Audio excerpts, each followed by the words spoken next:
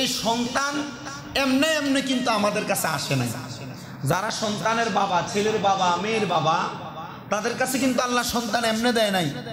দেখবেন আপনাদের দৌলতপুর এলাকায়, কুমিল্লা সদর এলাকায়, কুমিল্লা শহরের বিভিন্ন এলাকায়, অথবা সারা বাংলাদেশের অনেক মা বাবা আছে যারা 5 বছর, 7 বছর, 10 বছর, 15-20 বছর একটা সন্তানের জন্য শুধু আল্লাহর কাছে কান্দে, কিন্তু আল্লাহ তাআলা তাদেরকে একটা সন্তান দেয় না। তো সন্তান আল্লাহ তাকে দেয় যেই ব্যক্তি সন্তানের আমানতদারিতা রাখতে পারবে।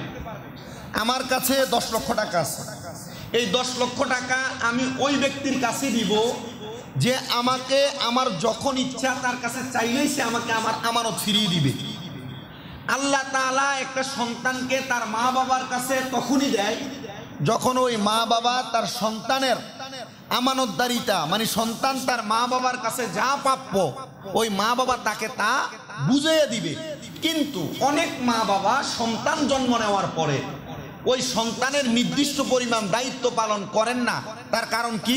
তার কারণ হলো ওই মা বাবা সন্তান জন্ম দেওয়ার পরই মনে করেন যে সন্তান জন্ম দিয়েছি সে তার মতো করে চলবে। জি না, তার মতো করে চলবে না। একটা সন্তান জন্ম নেওয়ার পরে ওই সন্তানটাকে তার মা বাবা ভরণ পোষণের দায়িত্ব এমনভাবে গ্রহণ করবে, এমনভাবে সন্তানটাকে পরিচালনা করবে, ওই সন্তান ছোট থেকে 10 বছর বয়স পর্যন্ত হওয়া এই সময়টা সন্তান যখন তার প্রাপ্য হক মা বাবার কাছে পাবে, ওই সন্তান তার মা বাবাকে নির্দিষ্ট পরিমাণ সম্মান এবং নির্দিষ্ট পরিমাণ দায়িত্ব সন্তান পালন করবে। আল্লাহ তাআলা আমাদেরকে এমন দায়িত্বের উপর আমল করার তৌফিক দান করুন, জোরে বলেন আমিন। তো সন্তানদের ব্যাপারে আল্লাহ তাআলা কি বলেন? আন্নাল আওলাদা আমানাতুল্লাহি আলাইনা, একটা সন্তান তার মা বাবার কাছে আল্লাহর পক্ষ থেকে দেওয়া আমানত। সুবহানাল্লাহ নাই? একটা সন্তান তার মা বাবার কাছে আল্লাহর পক্ষ থেকে দেওয়া কি? আপনাদের যাদের ছেলে আছে, যাদের মেয়ে আছে, তাহলে এই ছেলে আপনার নয়, এই ছেলে এই মেয়ে আপনার নয়। এটা স্বাভাবিক নামে মাত্র আপনি দাবি করছেন এটা আপনার, কিন্তু এটা আল্লাহ তাআলার আমানত। জোরে পড়ি সুবহানাল্লাহ। আসেন, হাদিস শরীফের ব্যাখ্যাকারীগণ এবং মুহাক্কিক আলেমগণ বলছেন ওয়ালাহুম হুকুকুন কাসীরা, তাদের জন্য রয়েছে অনেক অধিকার।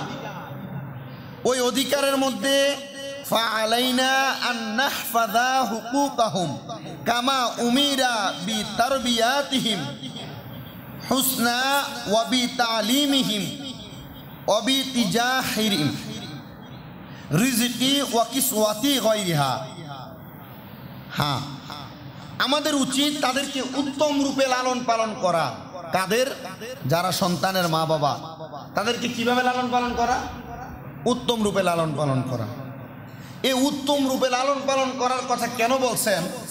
নবীজি পরবর্তীতে একটা হাদিস শরীফ বলছেন, একবারে শেষের দিকে নবীজি বলছেন, এই হাদিস শরীফের মাধ্যমে জানাচ্ছেন যে মান কুন্না লাহু সালাসু বানাতিন ইউইহুন্না ওয়া ইয়ারহামুহুন্না ওয়া ইয়াকফুলুহুন্না ওয়াজাবাত লাহুল জান্নাতু আল বাইতাতা কিলা ইয়া রাসূলুল্লাহি ফা ইন কানাত ইসনাইনি ক্বালা ওয়া ইন কানাত ইসনাতান ক্বালা ফারা বাদুল কওমি আল্লাহু ক্বালু লাহু ওয়াহিদাতান লা ক্বালা ওয়াহিদান। আল্লাহর হাবিব সাল্লাল্লাহু আলাইহি ওয়াসাল্লাম এই হাদিসটা মেয়েদের ব্যাপারে বলছেন। রাসূল সাল্লাল্লাহু আলাইহি ওয়াসাল্লাম তার পূর্বের যে হাদিস বলছেন ওইখানে রাসূল বলছেন যে হ্যাঁ, যদি কোনো পুরুষ তার পরিবারের জন্য সওয়াবের নিয়তে কোনো খরচ করে, এই খরচ করাটা আল্লাহ তাআলা সদকা মানে দান করলে যে সওয়াব, ওই সওয়াব তার আমলনামায় দিবে। কিন্তু নবীজি সাল্লাল্লাহু আলাইহি ওয়াসাল্লাম পরবর্তীতে বলছেন কাফা বিল মারই ইসমান আন ইউদইয়া মাইয়ুকাওয়াতু। আল্লাহর হাবিব বলছেন যেই ব্যক্তি পরিবারের খাদ্যদানের দায়িত্ব রয়েছে, খাদ্য সরবরাহে ত্রুটি করাটাও অপরাধীর জন্য যথেষ্ট। কি অনেক মানুষ দেখবেন টাকা পয়সার মালিক, সে চাইলেই আজকে দুপুরবেলা মাছ দিয়া মুরগি দিয়া ভাত খাইতে পারে, কিন্তু এটা কাইস্টা ফেত্তিনি, এটা পরিবারের জন্য টাকা খরচ করে না, কোন রকম শাক শুটকি দিয়া ভাত খায়। আছে না এমন? এমন অনেক লোক দেখবেন এর সামর্থ্য আছে কিন্তু এ ভালো পুরে খায় না।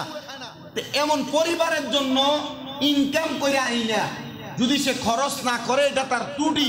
আল্লাহর হাবিব বলছে এই ব্যক্তি অপরাধী। এই ব্যক্তি কি অপরাধী? তাইলে নবীজি সাল্লাল্লাহু আলাইহি ওয়াসাল্লাম বলে দিয়েছেন যে কি, তাহলে তার সন্তানদেরকে উত্তম রূপে লালন পালন করা এটা মা বাবার কি, এই কথা কয় না কেন, দায়িত্ব। আচ্ছা, 2 নাম্বার নবীজি সাল্লাল্লাহু আলাইহি ওয়াসাল্লাম বলছেন যে তাকে শিক্ষাদান করা। আপনি যে আপনার সন্তানদেরকে শিক্ষা দিচ্ছেন না, সন্তানের বয়স এটা 9-10 বছর হয়েছে, এটা চা দোকানে দিয়ে দেয় না, এটা কাছে দিয়ে দেয়, এটা পড়ালেখা করে না। আপনি যে এটা করলেন, 2 নাম্বার দায়িত্ব আপনি পালন করেন নাই। কোনটা? শিক্ষাদান করেন নাই। তাহলে এটার জন্য আপনি আল্লাহর কাছে জবাব দেন। আমি একবার কিন্তু বলছিলাম যে কোনো মা বাপ যদি তার সন্তানকে কোরআন শিক্ষা না দেয়, তাহলে ওই সন্তান তার মার এবং তার বাবার বুকে ফাড়া দিয়ে ফুলসেরাত ফাড়াইব। কথা কি বুঝতে পারছে? আপনি যদি আপনার সন্তানদেরকে কোরআন না শিক্ষা দেন, তাহলে আপনার সন্তান আপনার কোথায় পাড়া দিব? বুকে ফাড়া দিয়ে ফুলসেরাত পার হইব। হাদিস শরীফ পড়লাম। তো এই শিক্ষাদান করা এটাও কিন্তু আপনার দায়িত্ব। 3 নাম্বার, সন্তানের আহার, বস্ত্রের, কাপড়ের ব্যবস্থা করা, এগুলো হচ্ছে সন্তানের হক। তো আল্লাহ তাআলা কি বলছেন এদের ব্যাপারে? ইয়া আইয়ুহাল্লাযীনা আমানু কু আনফুসাকুম ওয়া আহলিকুম নারা, যাহা তোমরা ঈমানদার যারা আছো, তোমরা তোমাদের নিজেদেরকে এবং তোমার আহাল পরিবারদেরকে জাহান্নামের আগুন থেকে বাঁচাও। এই আয়াতে কারিমা এখানে মুহাক্কিক আলেমগণ মুফাসসিরিনে কেরাম এই জন্য উল্লেখ করেছেন যে আপনি আপনার সন্তানকে জাহান্নামের আগুন থেকে বাঁচানোর জন্য যেই শিক্ষা দেওয়া প্রয়োজন আপনি আপনার সন্তানকে সেই শিক্ষা দিবেন। আর যদি আপনি শিক্ষা না দেন, তাহলে আপনার সন্তান পথভ্রষ্ট হবে, জাহান্নামে যাওয়ার সম্ভাবনা আছে। যদি সন্তান জাহান্নামে যায়, ওই সন্তান সর্বপ্রথম আপনি বাবাকে, আপনি মাকে অপরাধী সাব্যস্ত করবে। কারণ কি? আপনি সন্তানের নির্দিষ্ট পরিমাণ দায়িত্ব পালন করেন নাই। যদি করতেন, ওই সন্তান জাহান্নামী পথে যাইতো না, অবাধভাবে চলাফেরা করতো না, পালটভাবে চলাফেরা করতো না। এই যে দেখেন রাস্তায় ছেলেরা, রাস্তায় মেয়েরা অবাধভাবে চলাফেরা করে, রাস্তায় ছেলেরা সিগারেট খায়, রাস্তায় অবাধ চলাফেরা, মুখের ভাষা খারাপ করে, এগুলোর জন্য কিন্তু তার মা বাবাও দায়ী। কেন? তার মা বাবা তাকে উত্তমভাবে পরিচালনা করতে পারে নাই বিদায় এই সন্তান অবাধ খারাপভাবে চলাফেরা করে। আল্লাহ তাআলা আমাদের সন্তানদেরকে উত্তম শিক্ষা দেওয়ার তৌফিক দান করুন, পড়ে না আমিন। নবীজি সাল্লাল্লাহু আলাইহি সাল্লাম আল্লাহ তাআলার কোরআনুল কারীম থেকে হযরতে জালালউদ্দিন মুহুল্লি রহমাতুল্লাহ আলাইহি উনি ওনার তাফসীরে জালালাইন শরীফের মধ্যে সূরা বাকারার 233 নম্বর আয়াতের তরজমা করতেছেন। উনি বলছেন যে মায়েরা তাদের সন্তানদেরকে, আপনাদেরকে কষ্ট হচ্ছে নাকি? আপনারা ডাইনে বামে তাকেন না, মানুষ আসে জুমার দিন, কেউ আগে কেউ পরে আসে, তো এটা নিয়ে পিছনের দিকেও তাকানোর কোনো কারণ নাই, ডাইনে বামে তাকানোর কথা বলার কোনো কারণ নাই। শুধু কথাটা একটু মনোযোগ দিয়ে শোনার চেষ্টা করেন।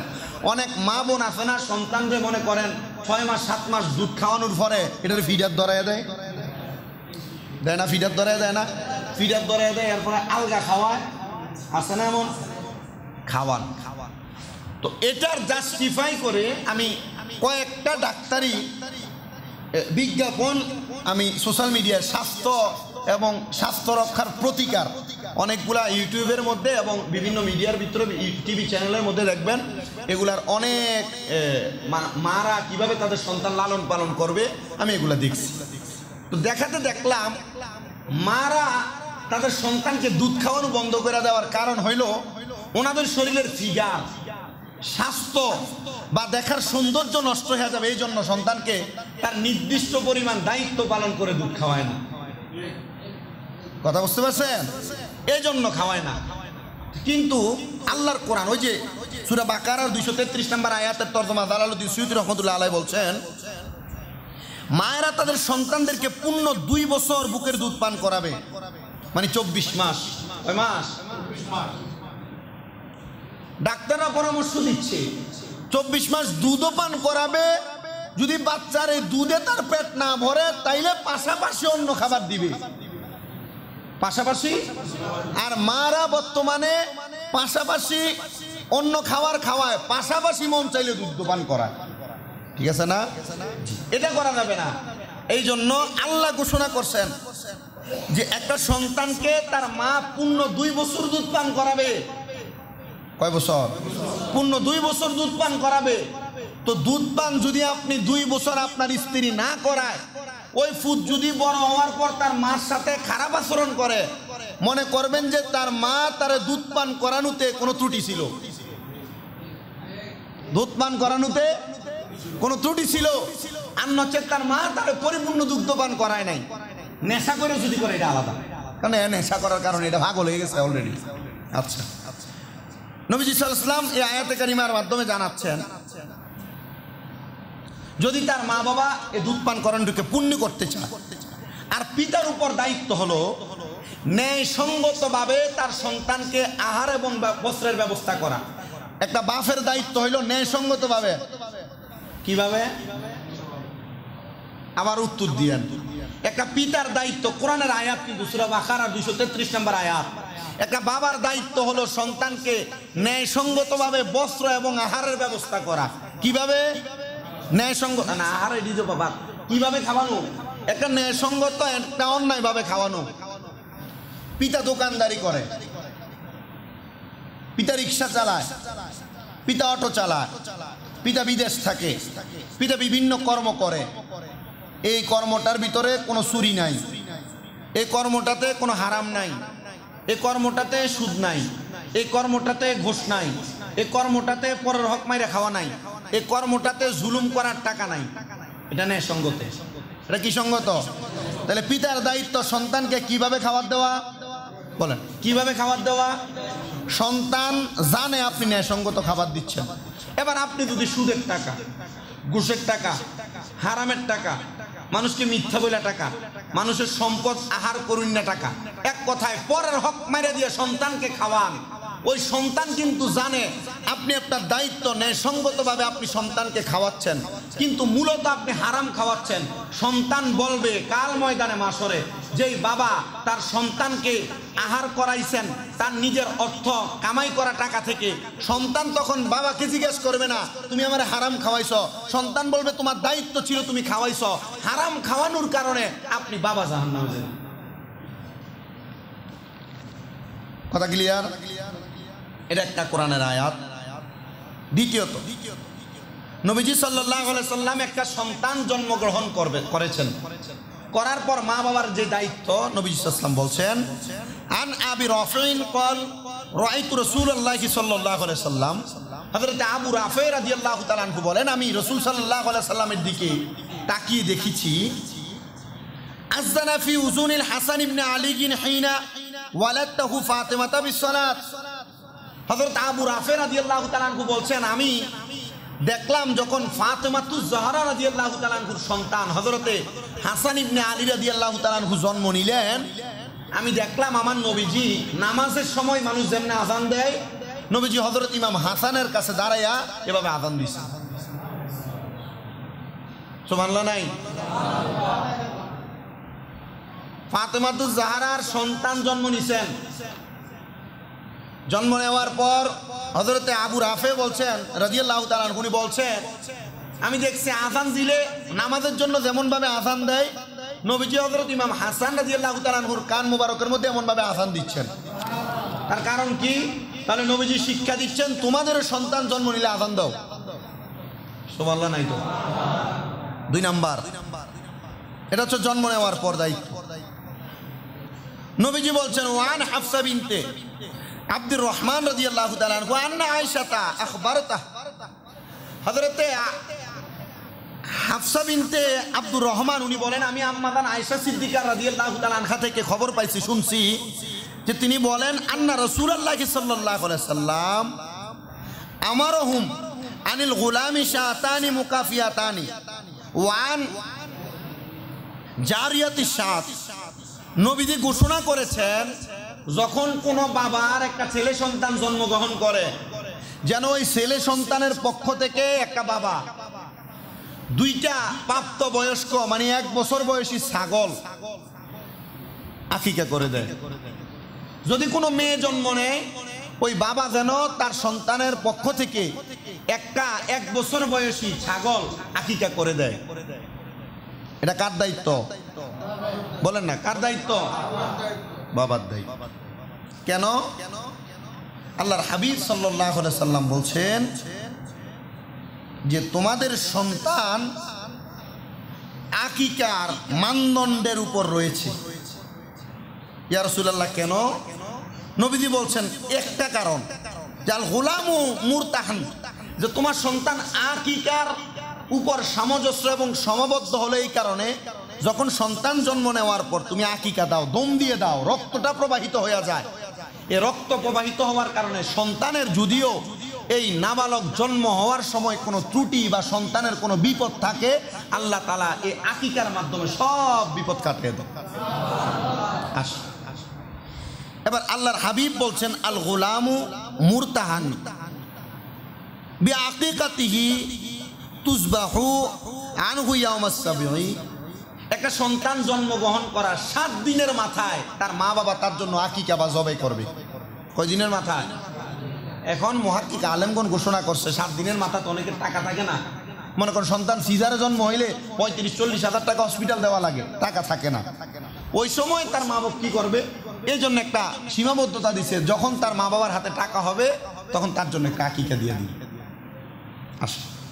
7 দিন সময় দিচ্ছেন। এরপরে বলছেন 7 দিনের মধ্যে আরেকটা দায়িত্ব হলো ওই মা বাবা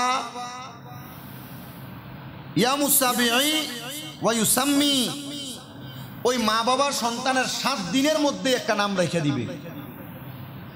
কয় দিনের মধ্যে নাম রাখবে? ওয়া ইউহলাকু রাসুহু, ওই সন্তানের 7 দিনের মধ্যে মাথার চুলটি কামাইয়ে দিবে। এটা কার দায়িত্ব? মা বাবার দায়িত্ব। 7 দিনের মধ্যে কি করবে? চুল কামাবে, নাম রাখবে, সামর্থ্যবান হলে আকিকা দিবে। ঠিক আছে না?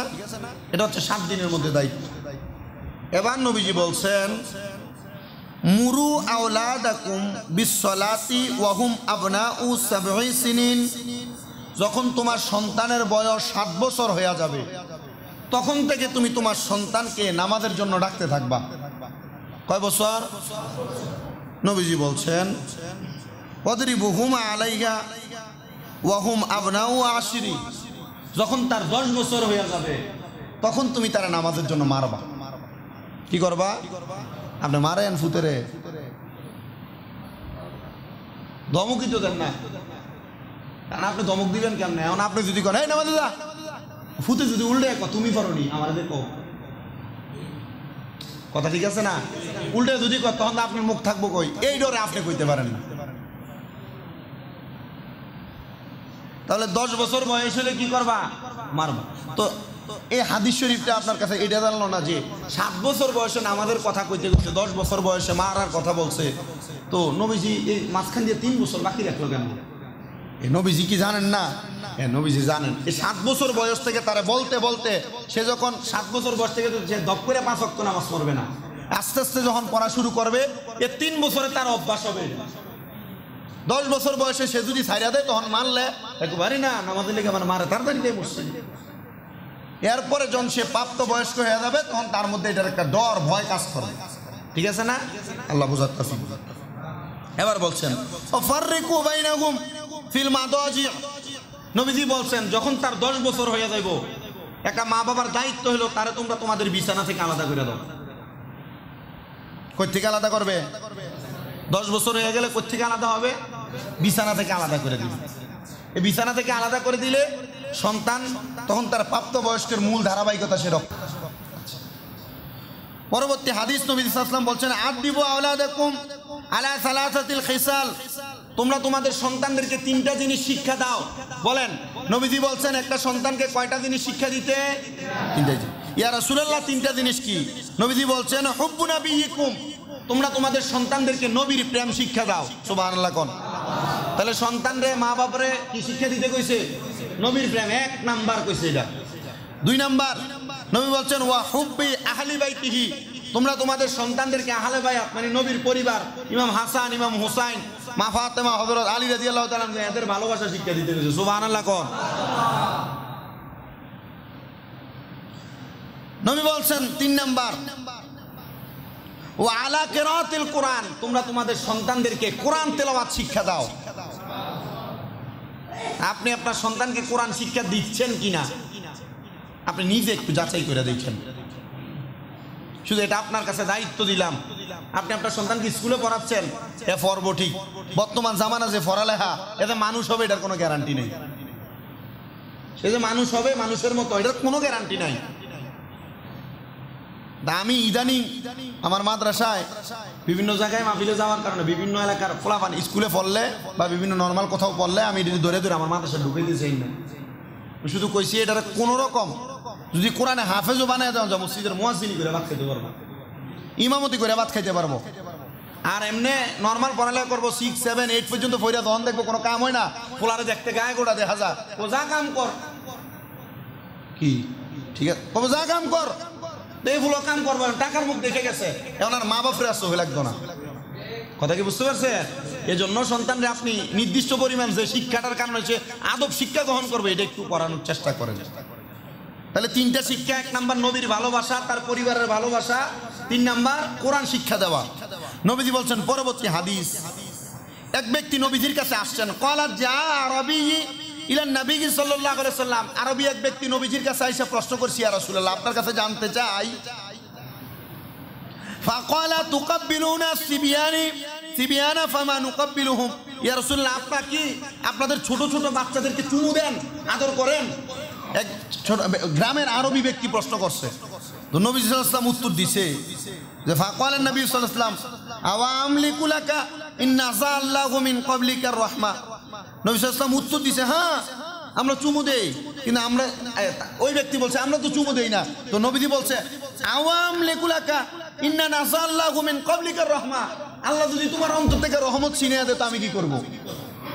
আরবি ব্যক্তি নবীরে প্রশ্ন করছে, আপনি ছোট বাচ্চাদেরকে আদর করেন কিনা, চুমু দেন কিনা কপালে? আমরা তো দেই না। নবীজি বলছে আমরা দেই, তোমরা দেও না, তোমাদের অন্তরের ভিতরে থেকে আল্লাহ রহমত উঠে নিছে। তাহলে ছোট বাচ্চাদেরকে কি করবেন? হ্যাঁ না, ফোলান খেলতো লাগলে আপনি লুঙ্গিয়াল দিয়ে গাইলেন আর চৈদ্য গোষ্ঠীরে, ফোলাফান তো খেলবো, দুষ্টামি ফোলাফান করবো, এরা সুন্দর করে একটু বুঝাই দিতে হইব। ঠিক আছে না? ঠিক আছে না? এরপরে আসেন নবীজি সাল্লাল্লাহু আলাইহি সাল্লাম এবার সন্তানদেরকে কি শিখানোর কথা বলছে, বলছে লাআন ইউআদ্দিবা রাজুলা ওয়ালাদাহু খায়রুম মিন আন ইয়াতাসাদ্দাকা বিসাইন। নবীজি সাল্লাল্লাহু আলাইহি সাল্লাম বলছে একজন পুরুষ তার সন্তানদেরকে আদব শিক্ষা দিবে। কি মনে করেন আপনার ছেলে আপনার পাশে বসে, আপনি ফুতের সামনে খান সিগারেট, কথা কি বুঝতেছেন আপনারা? এই ছেলের সামনে আপনার বউরে আপনি যত রকমের গালাগালি আছে আপনি এগুলা করেন। আবার আপনি বাপ এই ছেলের দাদার সামনে, মনে করেন আমার ছেলে আমি আমার বাপের সামনে গালাগালি করতেছি, তখন আপনার ছেলে আপনার সামনে আরেকজনের গালি দিব। এমন কোন ভুল, এমন কোন বেয়াদবি, চলার পথে উল্টাপাল্টা চলাফেরা, এগুলা বাদ দিয়ে ছেলেটার আদব ভদ্রতা যে কাজটা করলে আপনি এটা শিক্ষা দিবেন। নবীজি বলছেন এটা শিক্ষা দিলে কি হইব?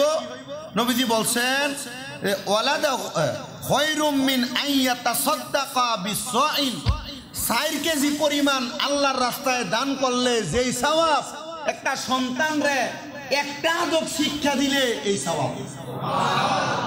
আপনার ছেলে রাস্তায় হট করে ফুপ করে থুতু ফালাই দিছে, আপনি আপনার ছেলেরে বইলা দিবেন বাবা এভাবে ফালাইও না, রাস্তার ধারে যাইয়া কেউ নাই এরপরে আস্তে ধীরে থুতু ফালাইবা, এটা একটা আদব। আপনিও চলে গেলেন, আপনার ছেলেও চলে গেল, রাস্তার মুরব্বী চলে যায়, ছেলে সালাম দিল না, বাবা এখন থেকে যাকেই রাস্তায় দেখবা তাকেই সালাম দিবা, এটা আদব। আপনার ছেলে আপনার স্ত্রীর সাথে বড় গলায় কথা বলছে, বাবা বড় গলায় কথা বলো না, এটা বেয়াদবি, মার সাথে ভদ্রতা বজায় রেখে কথা বলবা, এটা আদব। নবীজি বলছে এমন একটা আদব শিক্ষা দেওয়া, এই আদব শিক্ষা দিলে, একবার একটা আদব শিক্ষা দিলে 4 কেজি আল্লাহর রাস্তায় দান করলে যে সওয়াব, তেমন সওয়াব পাই। আসেন নবীজি সাল্লাল্লাহু আলাইহি ওয়াসাল্লাম বলছেন পরবর্তী হাদিস,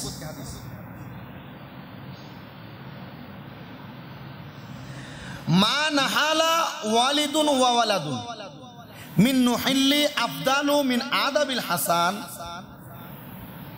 একজন পিতা তার সন্তানকে সুশিক্ষা দেওয়ার চাইতে উত্তম কোনো দান হইতে পারে না। আপনি আল্লাহর রাস্তায় লাখ লাখ কোটি কোটি টাকা দান করেন, কিন্তু আপনার ছেলেটা উত্তম শিক্ষায় শিক্ষিত না। কি শিক্ষা? একটা শিক্ষা আর একটা উত্তম শিক্ষা।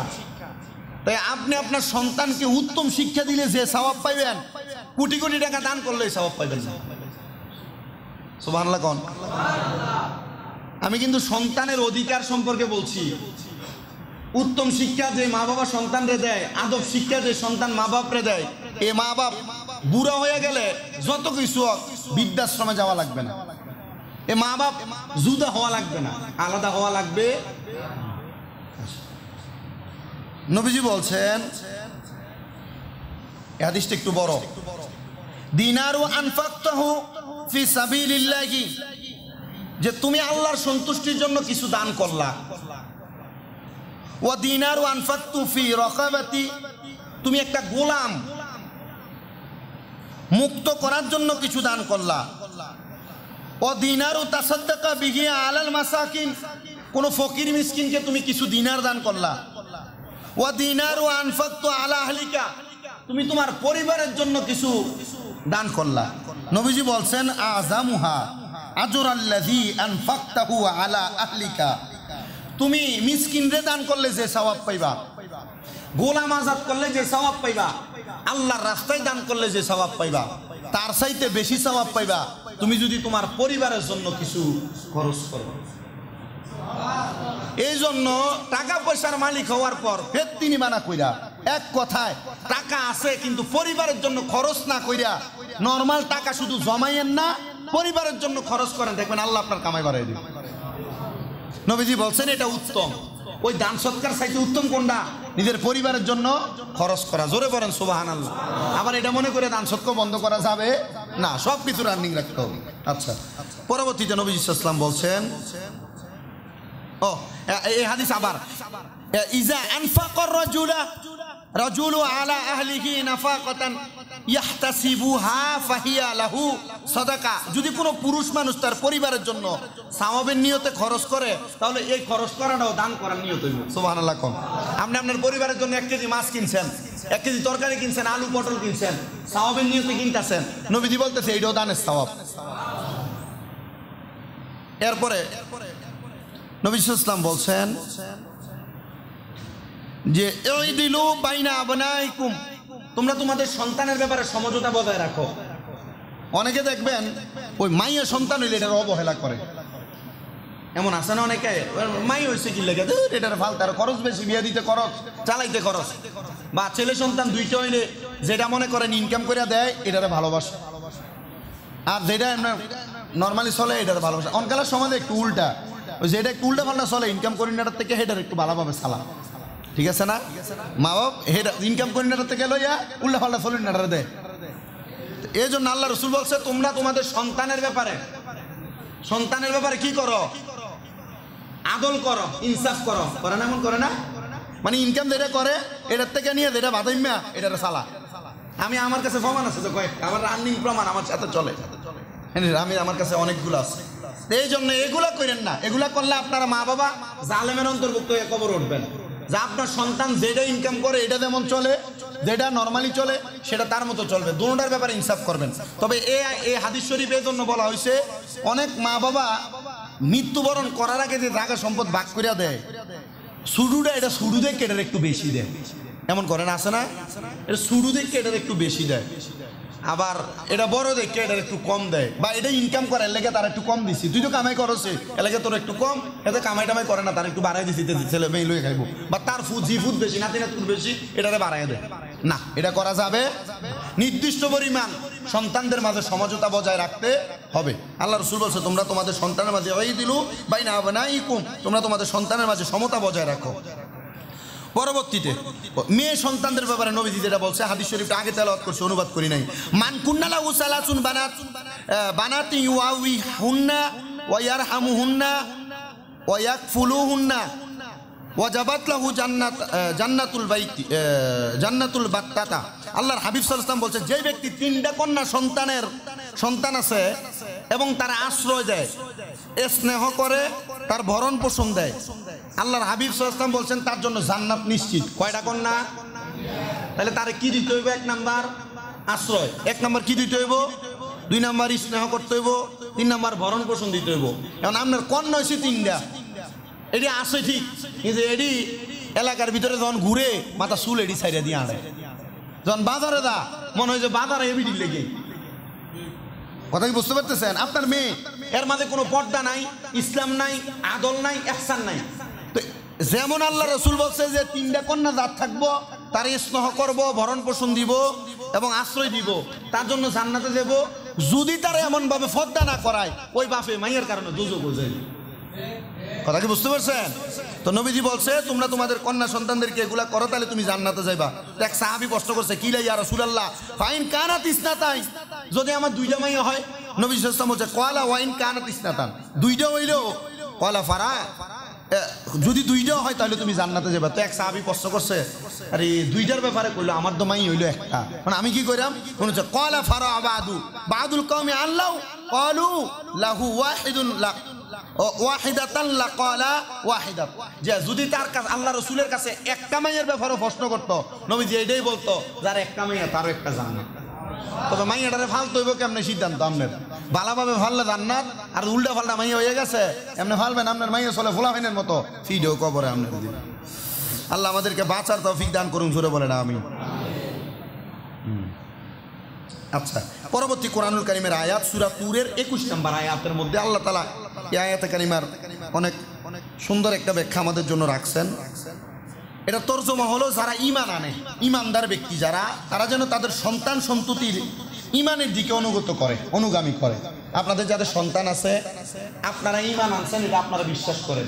আপনি নামাজ পড়েন, আপনার ফুতে পড়ে না। আপনি নামাজ পড়েন, আপনার জিয়ে পড়ে না। আপনি যেই পথে আছেন, ঈমানের পথে, আপনি আপনার সন্তানকে ঠিক এদিকে, এই পথে টাইনে আনবেন। এবং এগুলা যদি করে, নবী সাল্লাল্লাহু আলাইহি ওয়াসাল্লাম বলছে, আমি তার কর্মফলের মধ্য থেকে কিছু কমাবো না, তার কর্মফল নির্দিষ্ট পরিমাণ তাকে দিব, মানে সে জান্নাতে যাবে।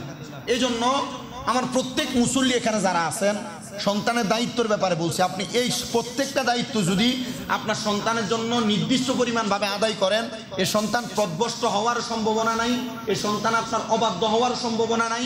আর যদি আপনি এই দায়িত্বগুলো পালন করেন, আপনার সন্তান আপনাকে যদি তার প্রাপ্তবয়স্ক হওয়ার পর দায়িত্ব পালন নাও করে, আপনার সন্তান যদি দায়িত্ব পালন নাও করে, আপনি আল্লাহর কাছ থেকে এটার কর্মফল পাবেন, আল্লাহর কাছ থেকে এটার বিনিময় পাবেন।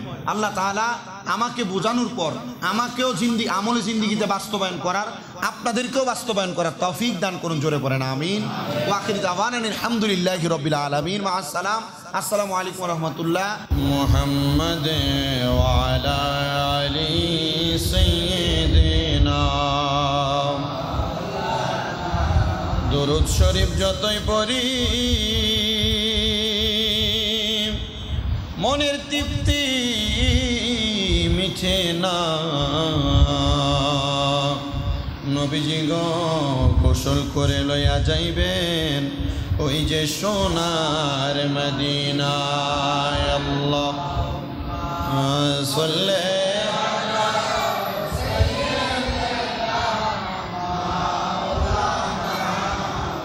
মুহাম্মদ ওয়া আলা আলি সাইয়্যিদিনা। গুনাহগারের গুনাহ ঝরে নবী দুরূদে আপনার, দয়া করে দেখাইয়েন চেহারায় আনোয়ার নবীজি। আল্লাহ আল্লাহ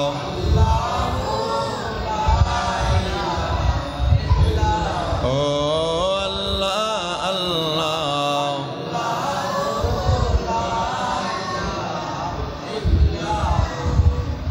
নবী নূর নবী দেখা দেন কেবার, দেখিতে সেই নূরের সূরত ডাকি বারে বার নবীজি। আল্লাহ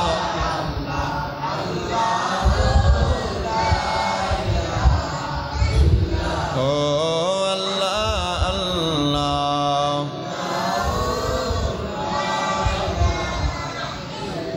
রহমত বরকত লয়া নবীজি আসলেন ধরায়। আসুন সবাই দাঁড়াইয়া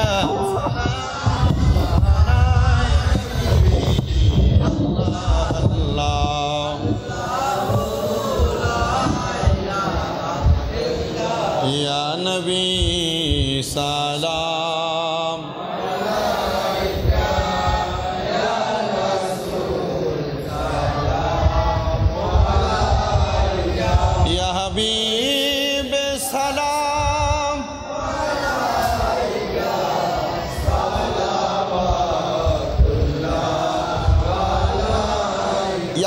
রাসূলাল্লাহ ওয়া ইয়া হাবিবাল্লাহ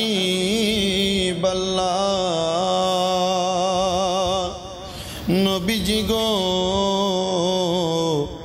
আজানে শুনি আপনার নাম নবীজি গো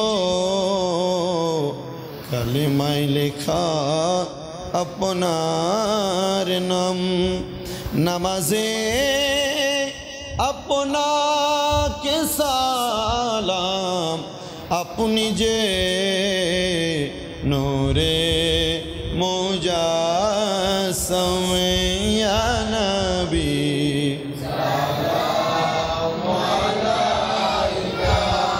ইয়া রাসূল ইয়া হাবিব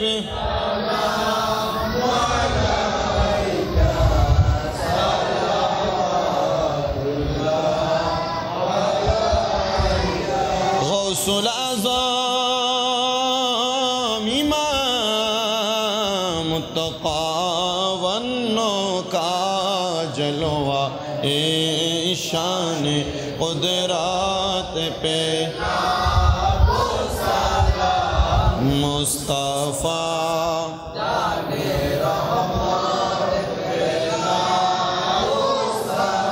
हम शम्ए बज में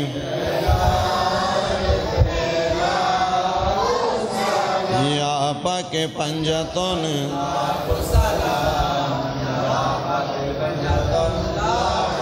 या हसन शाह हुसैन या हसन शाह हुसैन কারবালার কুরবানি শরণ প্রাণ ভরে সকলে কারবালার কুরবানি প্রাণ ভরে আসসালামাই নূরে চশমে আম্বিয়া আসসালামাই শাহিন শাহে আউলিয়া আসসালামাই নূরে চশমে আম্বিয়া আসসালামাই বাদশাহে আউলিয়া বালাগাল উলা কশফত তুজা বিজামালিহি حسنت جميع خصاله صلوا عليه وعليه اللهم آمين اللهم آمين الحمد لله رب العالمين الصلاة والسلام على رسوله الكريم ربنا ظلمنا أنفسنا وإن لم تغفر لنا وترحمنا لنكونن من الخاسرين মাবুদো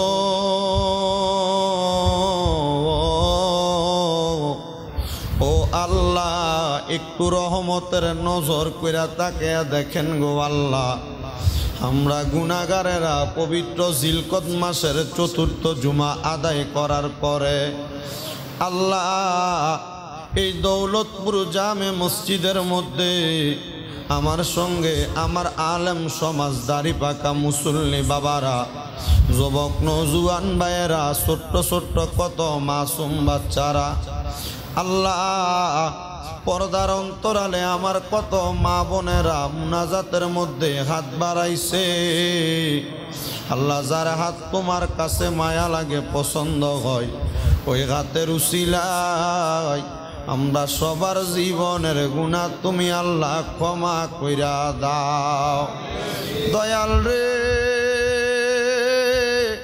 আজকের মুনাজাতের হাদিয়া সোনার মদিনায় সবুজ গম্বুজের নিচে সোনালী রওজা পাকে আমার দয়াল নবীর দরবারে কবুল কইরা নাও ও আল্লাহ বিশেষ করে নবীর যত সাহাবাই কেরাম তাবিন তবে তাবিন খুলাফায়ে রাশিদিন সলফে সালিহিন নুজাবা নুকাবা আবদালা খিয়াত দরবার সহ আল্লাহ বড় পীর গৌসে পাক আব্দুল কাদের জিলানির দরবারে, খাজা গরিবে নওয়াজের দরবারে, বাহাউদ্দিন নকশবন্দি, মুজাদ্দেদে আলফেসানির দরবারে সহ শাহিন শাহ সিরকোটের দরবারে কবুল আর মঞ্জুর কইরা নাও আল্লাহ।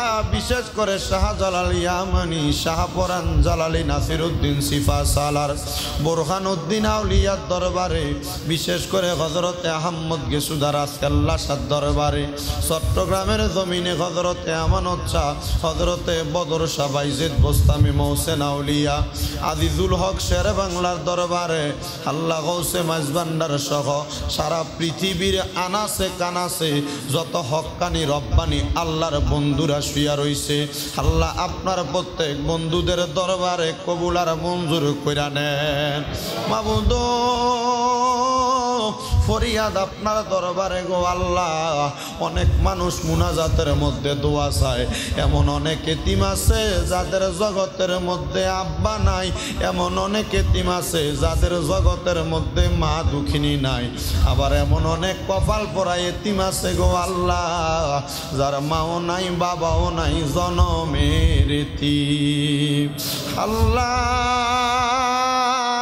যে এতিম সন্তানেরা মা হারাইয়া বাবা হারাইয়া এই জুমার নামাজের পরবর্তী দোয়া মিলাদের মধ্যে আমি গুনাহগারের সঙ্গে হাতটা বাড়াইয়া দেয় গো আল্লাহ, ওই গুনাহগারটার ওই মা বাবার কবর জান্নাতের বাগান বানাইয়া দাও আল্লাহ। যাদের মা বাবা বেঁচে আছে হায়াতে তৈয়বা নসিব করে দাও।